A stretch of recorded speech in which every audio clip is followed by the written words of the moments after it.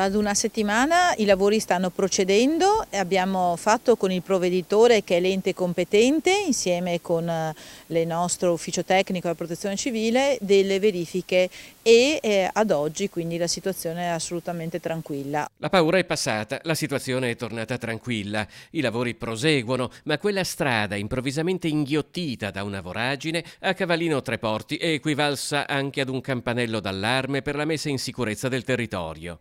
Il sindaco Roberta Nesto ha avuto un incontro col provveditorato per la verifica dei danni complessivi e la richiesta degli interventi. Ovviamente abbiamo richiesto i danni, abbiamo richiesto dei lavori importanti per rinforzare i punti deboli del nostro territorio, perché purtroppo gli eventi eccezionali non sono più poi tanto eccezionali, quindi 13 milioni di euro, interventi da fare, e ovviamente stiamo aspettando anche che ci sia il decreto per Cavallino Treporti e per le mareggiate. Per ripristinare il tratto interessato dalla voragine, gli interventi che competono il provveditorato richiederanno circa 300.000 euro, mentre per la messa in sicurezza di altri 4 punti della strada ci vorranno 4 milioni di euro.